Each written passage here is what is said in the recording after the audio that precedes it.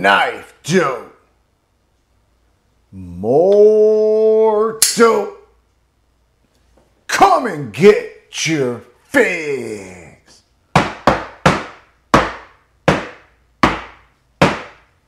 What's up, fuckers? Your boy is back with a fresh batch of dope.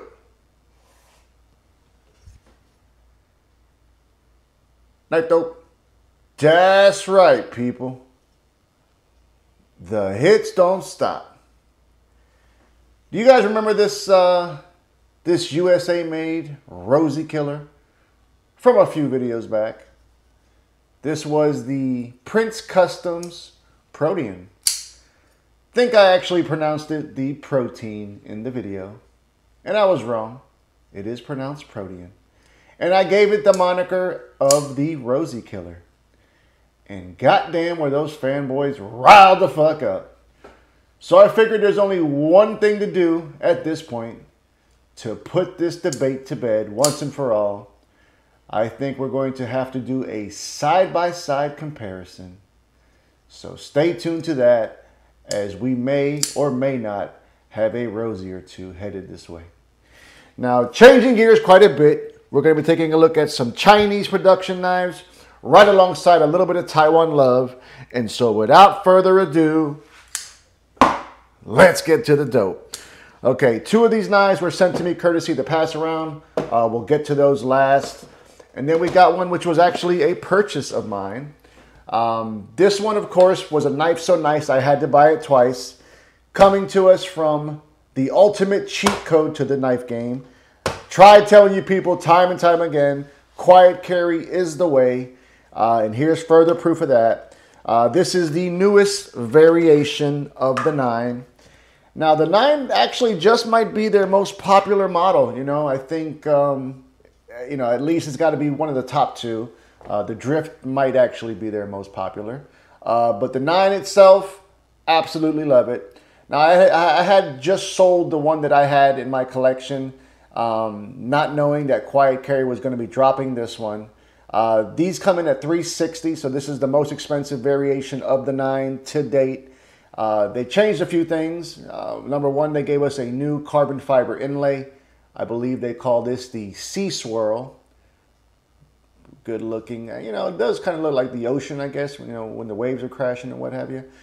Same robust set of tits for your deployment. But the biggest change, of course, is going to be the steel upgrade. They are now giving it to us in Van X Super Clean. We do have a gorgeous stonewash finish. It almost appears to me that the stonewash on these new variants of the 9 are slightly darker in a good way. Full flat grind. We still have those contoured titanium scales. That world famous knurling pattern. For those of you who might not know exactly what knurling is, it is a manufacturing process whereby numerous lines are crossed, straight, or angled, essentially causing a pattern to be recessed into the scales. It is a great purpose-driven milling. You know, a lot of times you'll get milling or even jimping for that matter, which serves no goddamn purpose besides being aesthetic. Not the case with the knurling. Perfect EDC specs. These come in at 7.5 inches. 3.2 inches is your blade length. 118 thousandths. Take that and add that up with that full flat grind, and what do you got? A Taiwanese slicey hoe. Perfect weight as well, 3.9 ounces. Absolutely love it. You know, a lot of the knives from Quiet Carry are riding on washers. That is not the case with the 9. Cage ceramic bearings, along with that ceramic detent. Just a fantastic knife.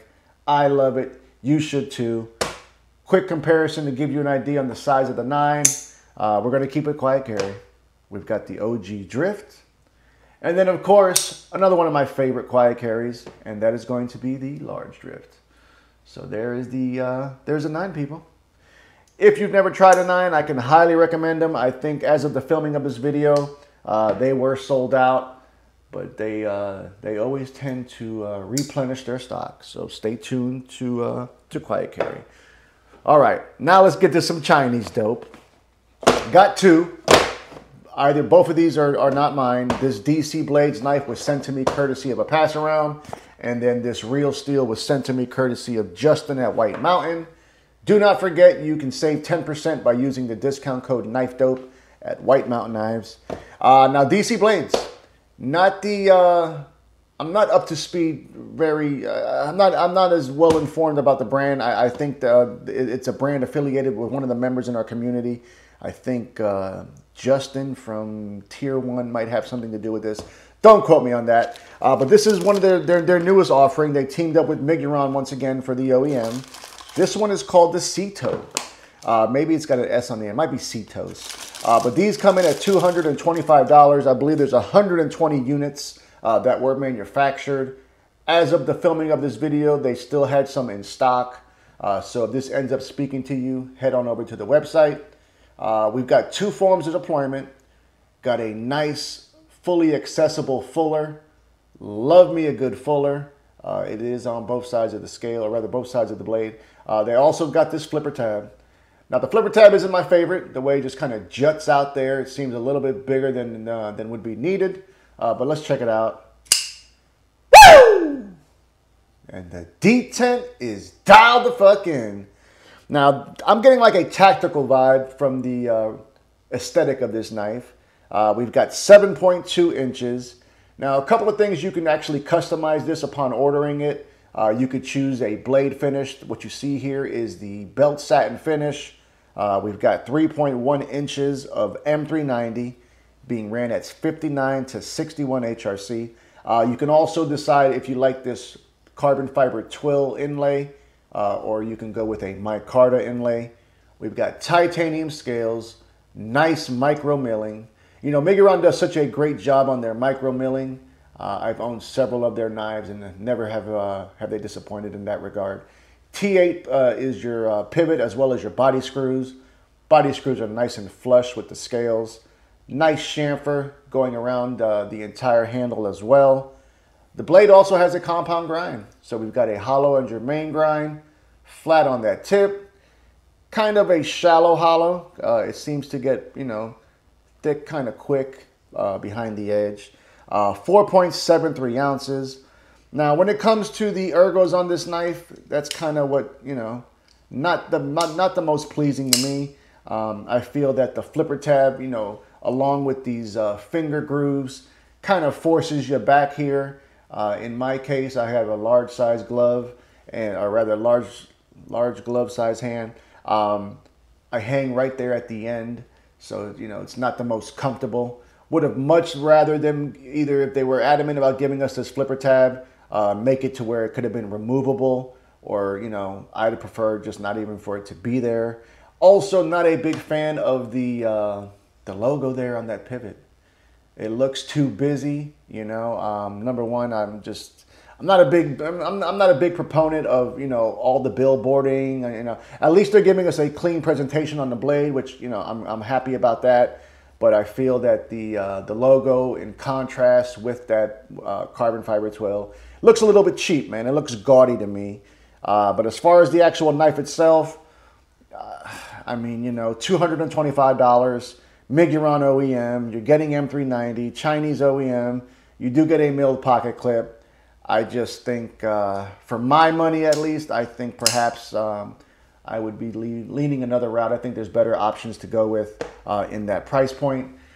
Two quick comparisons, giving you something that's similar to the price point. A little bit more expensive, but by all means, a far better knife in my opinion, and that is going to be the Kunwu Compadre. Similar size, but yet so much more ergonomically pleasing. You do get that finger choil. They give us a front flipper on the Compadre. The handle also has curvature like the Cetos, but it doesn't lock you in with the finger grooves, and it doesn't give you that little heel on the end, kind of making it uncomfortable. And then last up, a classic, a non-rattling Kaiser, and that is going to be the Kaiser October. So there is the Cetos up against those. You know, I try to keep it real, people. You know I never shit you. Sometimes when I talk about a knife, you may think that I'm hating on it, but I'm not. Just giving you my true, unadulterated, goddamn review on a knife. So there was the Cetos. Okay, last up. Now this one was a first for me in a couple of fronts. I actually reached out to Justin from White Mountain Knives and asked if I could check this knife out. And he obliged me, which I thought was really cool. So big thanks again goes out to Justin. This is from Real Steel, if you didn't catch that when I took the cover off. I've always been impressed by Real Steel. You know, they are a Russian entity, having their knives OEM by an undisclosed Chinese OEM. And, you know, for the price point, they've always seemed to give me good knives. You know, I bought a few over the course of my journey. But this is one that I actually considered buying, you know, a couple of months back. They were out of stock. So once they got back in stock, I asked Justin to take a look at it. This one is the Evolution. Now, the main reason why I was interested in checking this out is it's got a locking mechanism similar to the Golden Design Works Caliber, which is a button-actuated frame lock. These are $228 before any discount code. Robust, and I mean robust, set of tits with that stepped milling. That is your only form of deployment. Let's check it out. Woo! And the detent is dialed the fuck in. 8.6 inches as far as overall length, so definitely a little bit bigger than I like to carry. 3.78 inches in this, what I'm going to call like a drop Tonto blade. S35 VN. Gorgeous gray stonewash finish. Same stonewash finish as on the titanium scale. Rather your lock side. I kind of dig the little bit of curvature they got going on there in the actual frame lock itself. Very reminiscent. Well, I say very reminiscent. Kind of reminds me of maybe their attempt to replicate what Quiet Carry did on the 9. We do have a shredded carbon fiber show side scale. It has some horizontal milling, so that's going to be good for texture. T8 in the pivot, and for some goddamn reason they went T6s on the body. That seems to be something Real Steel does on pretty much all their knives, at least the ones I've handled. They are very adamant about the T6s. Now, as far as your locking experience and disengagement experience, you can do it either way. You can go traditionally and disengage by sliding over that lock bar, or you can make it a little bit more fidgety by mashing that button. Both of them are pretty easy to disengage. Not digging the size of the button. I feel it's a little oversized. Not big on the location of it either. Would have much rathered it perhaps been closer to where this this body screw is, but maybe they didn't, you know, who knows what their decision making in that regards was. Pocket clip, I mean, it'll function well. Definitely not a deep carry, not very aesthetically appealing to me. But what really fucks this knife up for me is this horrendous decision to give us a lanyard hole embedded into the back spacer, and then they really shit the bed by giving us that fucking window breaker, glass breaker. I mean, come on, people. Really? Ergonomically, though, plenty of real estate on the handle. I can choke up. They do give you a finger choil of some sort, so you can get a full purchase, no refund.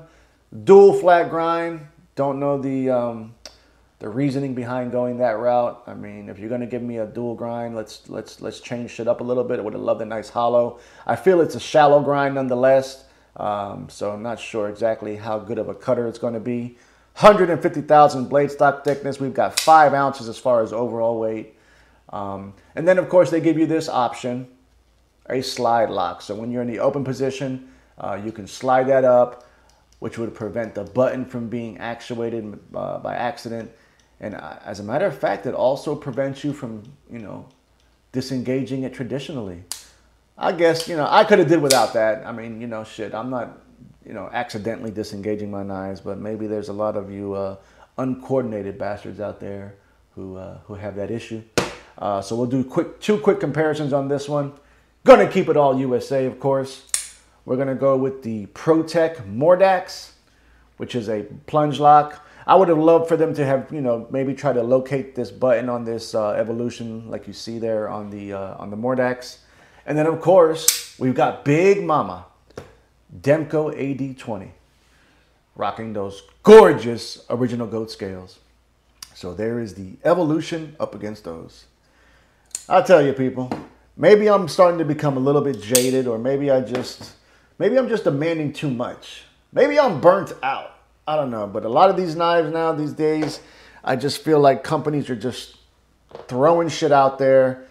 Some of you people are eating it up because obviously they're selling. But, you know, I've been more selective in how I spend my money, as should you. You know, inflation is real, goddammit. But there you see it. Quiet Carry added to the collection. There goes the DC Blades Cetos alongside that Real Steel Evolution. But more importantly, I want to know what you fuckers think. Tell me all about it. Love you, mean it. Until the next time. Cut something. Cut someone. Just don't cut yourself. Stay dangerous, fuckers!